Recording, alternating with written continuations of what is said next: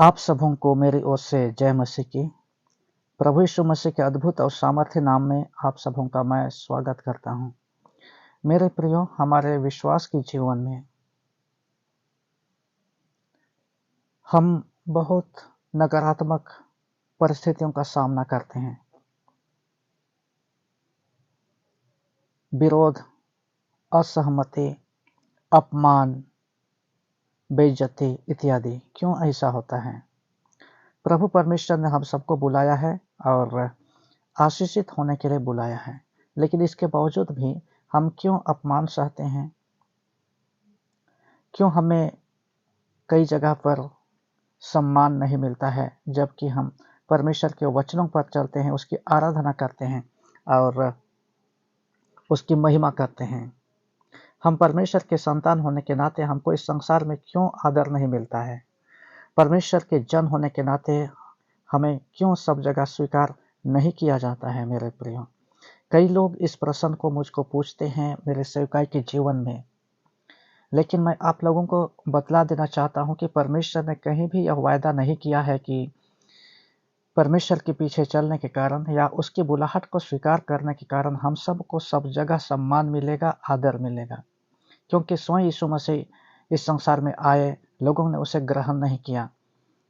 यूहन्ना रचित सुसमाचार पहला अध्याय में हम पढ़ते हैं, वह अपने लोगों के बीच में आया और अपनों ने उसे ग्रहण नहीं किया। मेरे प्रियो, जब हमारे प्रभु यीशु मसीह के साथ में ऐसा हुआ तो हमारे साथ होना अवश्य है। और जब हम अपने जीवन में अनादर और अपमानित महसूस करते हैं, ये परमेश्वर की ओर से एक दिया हुआ एक वरदान है और ठहराया हुआ एक भाग है।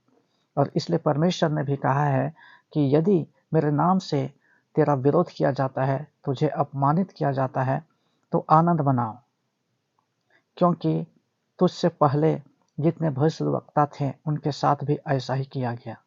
हालेलुया। यीशु मसीह के चेले और प्रेरितों के साथ भी ऐसा ही हुआ। ऐसा क्यों हुआ? जब हम परमेश्वर के साथ में चलते हैं, उसकी उपस्थिति में हम चलते हैं, निरंतर परमेश्वर की उपस्थिति में होने के कारण पवित्रता, खराई और सिधाई का जीवन व्यतीत करते हैं। और जब ऐसा होता है, हम निरंतर परमेश्वर की संगति में होने के कारण हम परमेश्वर के सारे गुणों का सहभागी होते हैं, उसके वारिस बनते हैं। और स्वाभाविक है, संसार हमसे दूर होता चला जाएगा और हम संसार से दूर होते चले जाएंगे। संसार की किसी भी बातों से हम मेल नहीं खाएंगे और ना ही हमारे इन स्वभाव से, इस स्वर्गीय दान और वरदान और स्वभाव जो हमारे जीवन में प्रतिदिन आएगा, संसार सहमत नहीं होगा। क्योंकि पवित्रता और खराई और सिधाई से सांसारिक जीवन का कोई लेना देना नहीं है। हम देखते हैं उत्पत्ति की पुस्तक 39 अध्याय में यूसुफ को पोतीफर की पत्नी प्रतिदिन उसको अपने मायाजाल में वो फंसाना चाहती थी। प्रतिदिन वो बोलती थी कि मेरे साथ सो, मेरे साथ सो, लेकिन प्रतिदिन यूसुफ वो इनकार करता चला गया। एक दिन ऐसा हुआ कि यूसुफ अपने कामकाज से घर के अंदर गया और यह अवसर देख करके पोतीफर की पत्नी उसके पास आई और उससे कहने लगी कि मेरे साथ में सो। लेकिन उसने कहा, उसके विरुद्ध में मैं क्यों पाप करूं? और तब उसकी बात से असहमत हो गया। पोतीफर की पत्नी उसके कपड़े को पकड़ी और वह उसका कपड़ा को छोड़ करके, उसका अंगोछा को छोड़ करके वह बाहर निकल भागा।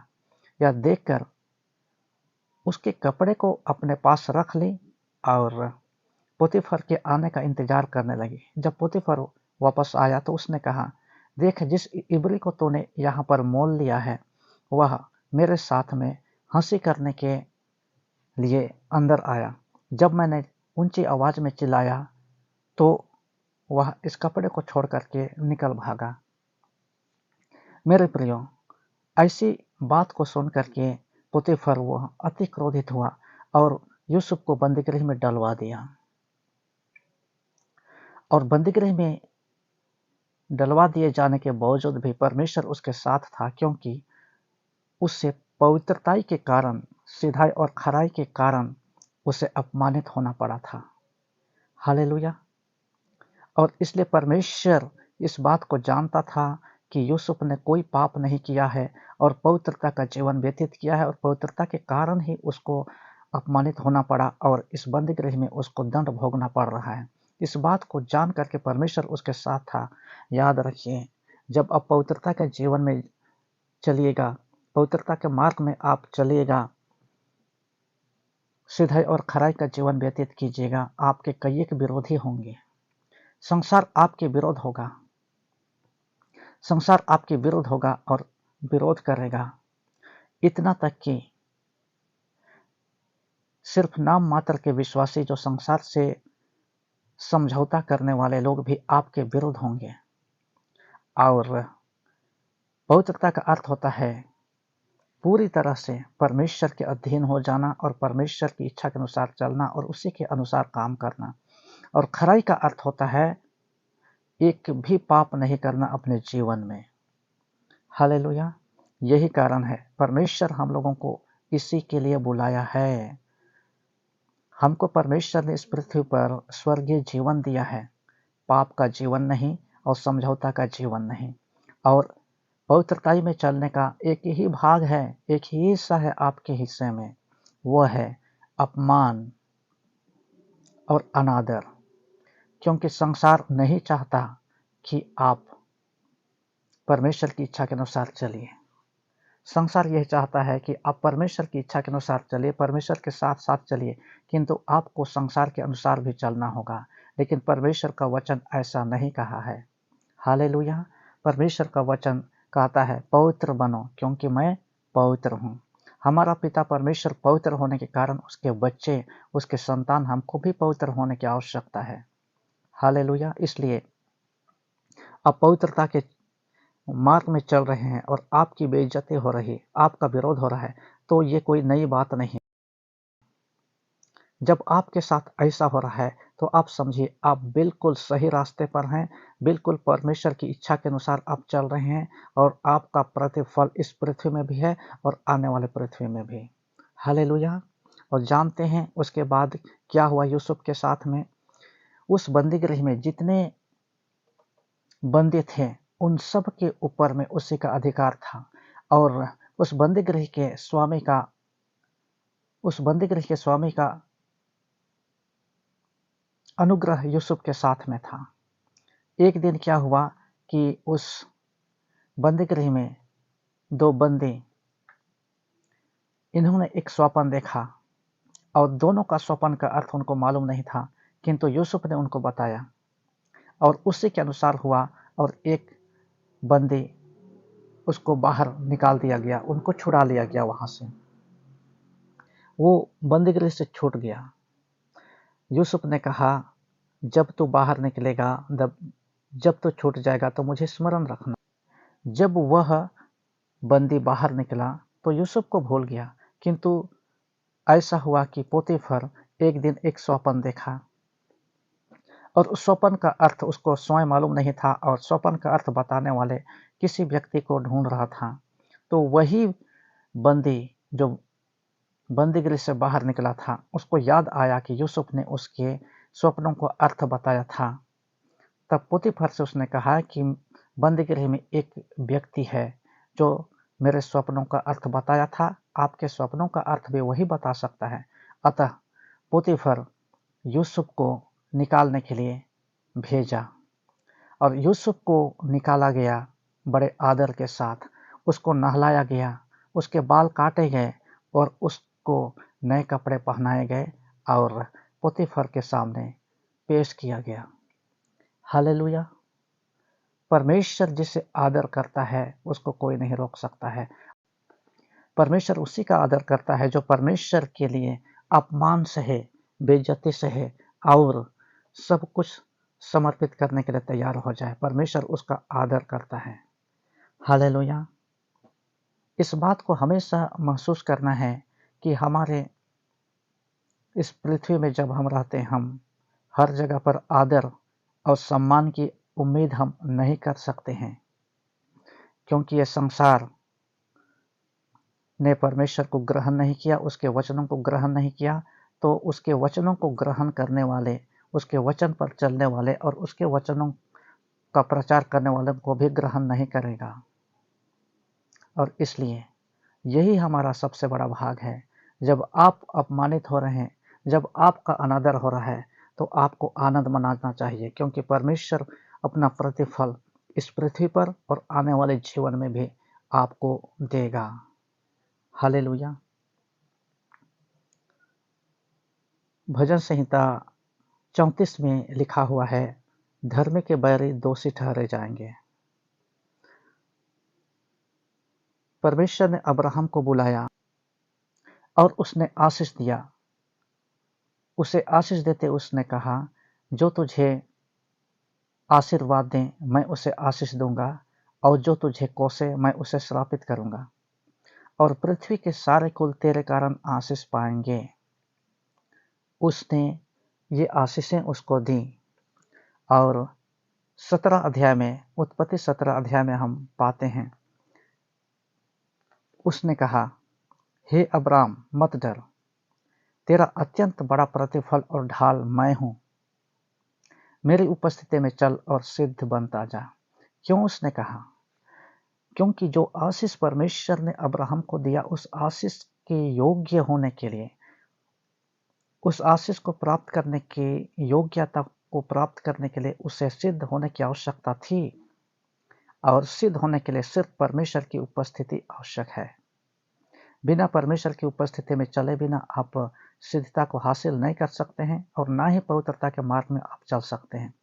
आपको परमेश्वर की आवश्यकता है।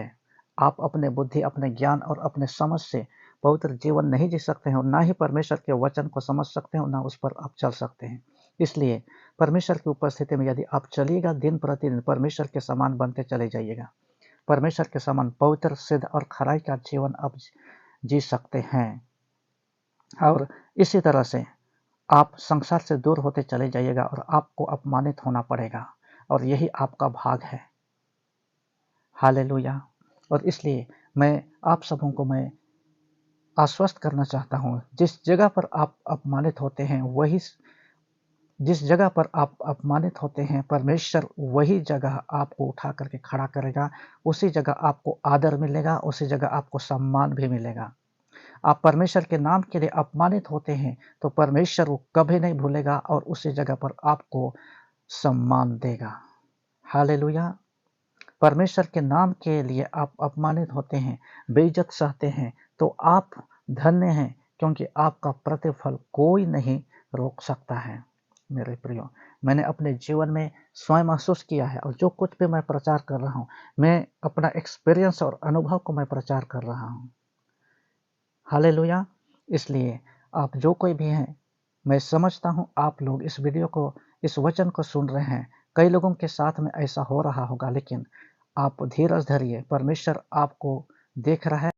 यदि आप सांसारिक कामों के कारण और अपनी इच्छा को पूरी करने के कारण आप अपमानित हो रहे हैं, तो आपका प्रतिफल कहीं नहीं है, कोई नहीं देगा। लेकिन यदि आप परमेश्वर की इच्छा को पूरी करने के कारण, सेवा करने के कारण और परमेश्वर के मार्ग में चलने के कारण आप अपमानित हो रहे हैं, आप दंडित हो रहे हैं, तो परमेश्वर आपको पूरा पूरा प्रतिफल देगा। अय्यूब के विषय में आप जानते हैं, अय्यूब जब बीमार पड़ा, उसके 3 मित्र उसको तसल्ली देने के लिए आए, लेकिन उसका दुख को देख करके वे तसल्ली तो नहीं दिए, किंतु उन्होंने उस पर दोषारोपण किया।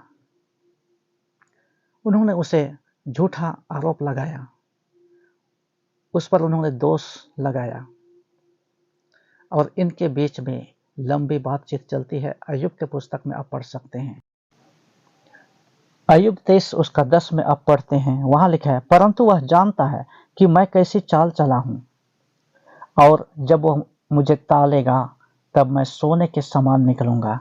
वह अपना बचाव किया, और उसने कहा कि मैंने परमेश्वर के विरुद्ध में कभी पाप नहीं किया है और ना मैंने बुराई की है, और इसलिए जब मुझे यह दुख मिला है तो मुझे पाप करने के कारण नहीं, लेकिन परमेश्वर के पीछे खराई के साथ चलने के कारण मुझको मिला है, और इसका प्रतिफल परमेश्वर मुझे पूरा पूरा देगा।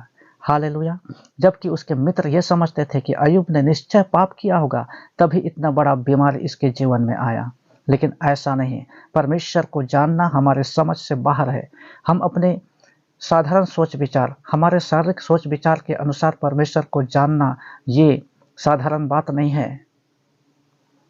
हम परमेश्वर को हमारे साधारण सोच विचार से नहीं जान सकते हैं और ना ही उसकी योजनाओं को समझ सकते हैं, लेकिन वही लोग परमेश्वर को जान सकते हैं जो लोग खराई के साथ में दिन और रात परमेश्वर के साथ में चलते हैं और उसकी योजनाओं को समझते हैं। और तब परमेश्वर को हस्तक्षेप करना पड़ा, और परमेश्वर ने उन तीनों से कहा, जैसे मेरे दास ने अय्यूब ने कहा उस तरह तुम लोगों ने बातें नहीं की। और तब उसके बाद उन तीनों को अय्यूब से माफी मांगनी पड़ी। उनके साथियों ने उसका अपमान किया, दोषारोपण किया, लेकिन उनके सामने उनको गिरना पड़ा, झुकना पड़ा, और जब अय्यूब ने उनके लिए प्रार्थना किया तब परमेश्वर की ओर से उनको क्षमा मिली। हालेलुया। आज जो लोग आपका अपमान कर रहे हैं, जो लोग आपका अनादर कर रहे हैं, कल वे लोग आपके नीचे होंगे मेरे प्रियो। इस बात को आप विश्वास के साथ में ग्रहण कर लीजिए। आज के लिए बस इतना ही। मिलते हैं अगले वीडियो में। प्रभु आपके साथ रहे। जय मसीह की।